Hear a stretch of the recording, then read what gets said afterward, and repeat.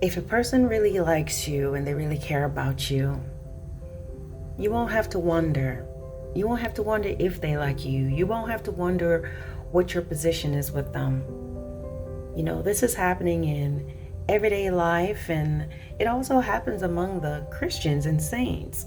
The same games, the same cat and mouse, the same chess games, the same non-availability, or the person that's emotionally unavailable, as we may say. And so you're left with questions. It is amazing. Why, as believers in God, are you faced with the same things of, well, do they like me? Don't they like me? Why didn't they call me? Why didn't they text me? All these different things. Well, listen, it's not a spiritual or deep answer. This person's not interested in you.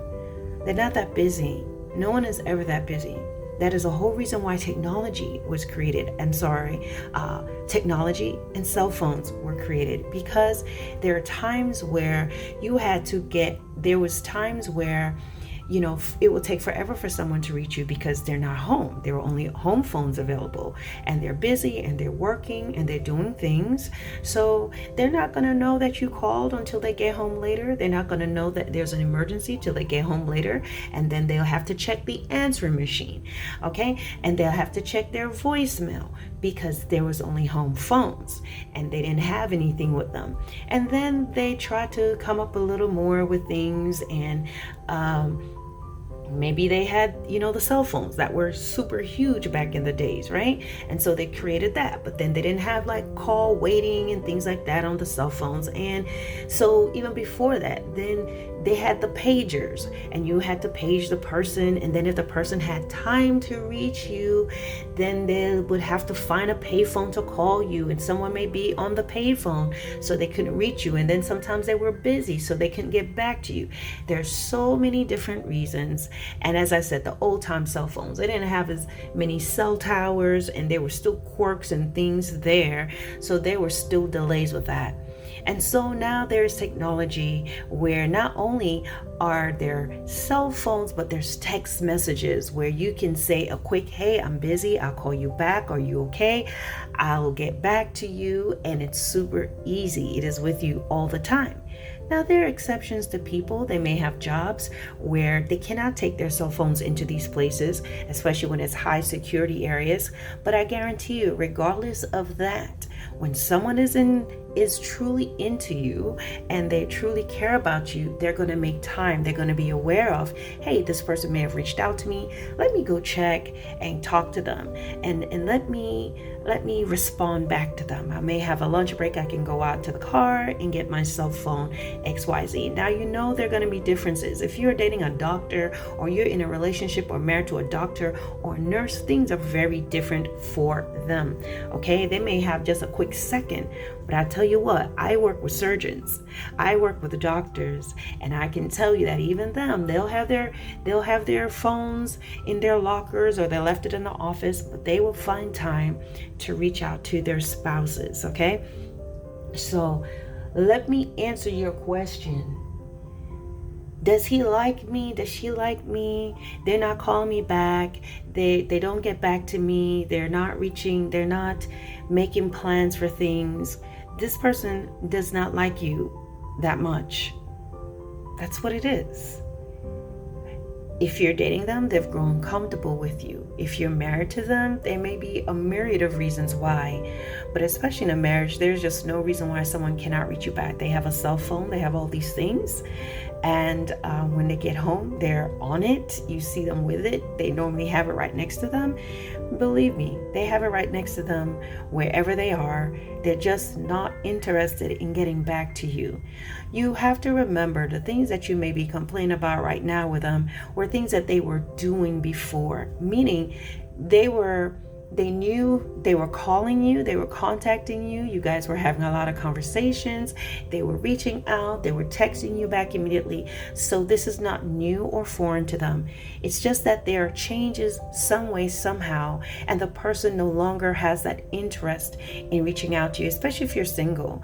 Don't waste your time having arguments and having dead discussions. If someone wants to reach out to you, they will. Nothing is going to stop that man from reaching out to you. Nothing is going to stop that woman from replying back to you.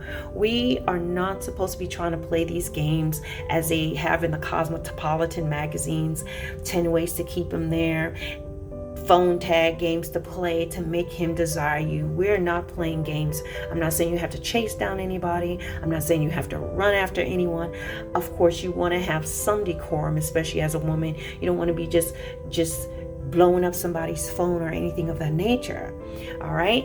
But the bottom line is these games and shenanigans that's going on in churches, and it's going on outside, right? You know what it's like out there, but you're within the church.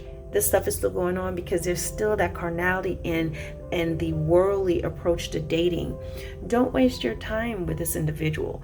Don't allow yourself to keep listening to the excuses of, oh, I was busy, I fell asleep, I didn't have time, I just saw this. When someone has a desire for you and they are excited about you, they're looking for your call. They're thinking about you.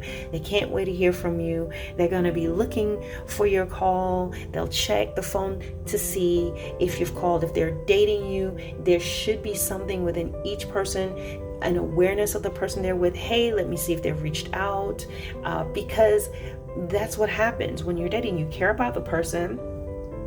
You have a full awareness of who they are, of not who they are, but that they're in your life and that they may have need or they may have reached out. So it's a part of what you do. It's just as when you wake up and you wash your face, you brush your teeth, you make your bed, you do all these different things. It becomes an intricate part of your life. When a person's not doing this anymore and they once did it, then it's pretty much what it is. The answer is right there in your face. But a lot of times you want to believe the excuses because you want it to be more than what it obviously is.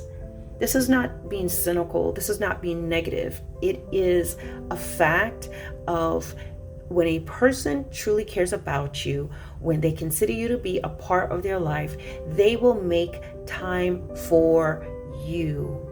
Your arguments and what you are saying to them, and no matter how you're telling them and they continue to be the same way, they're not interested. You just need to get that. There may be certain things about you that they may still like, or they may like that you like them, they may like that you pursue them, but there is something and a reason why that man is or that woman is no longer as engaged as they used to be.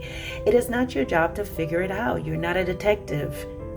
What you can see is that there's a change, and now you're getting more excuses, and you're the one that's reaching out more. Things may have been is completely different from how it was in the beginning. And so you can take that to the bank that for sure this person is probably not interested in you. They don't like you as much as they used to.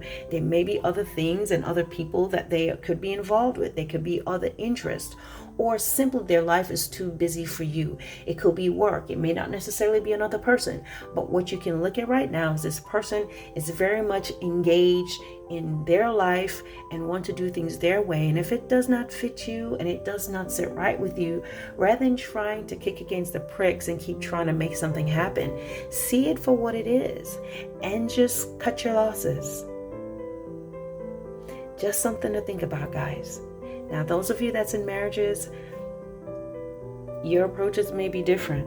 I can't say just cut your losses, but a lot of times the truth is right in your face, and you can pray and seek God on what to do, and He'll give you the answers on what needs to happen. But a lot of times, sometimes before this person gets to this point, there are always things that was being shown in the very beginning that was ignored, and now it's exacerbated. So pray to the Lord on what you need to do. Make those decisions, and remember, your life, you're only going to live it one time.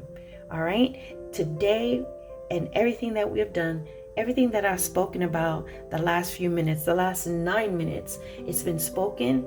I may be able to repeat those same words, but I can never recapture that same moment. I can never recapture this moment. There will be another Monday, but it won't be the same Monday. So you see how important your life is? Do you see how important it is not to remain entangled in things that is making you unhappy? When a person likes you, they are going to make time for you. Point blank, period. There's nothing else to it but that. If they're not that into you. End of story.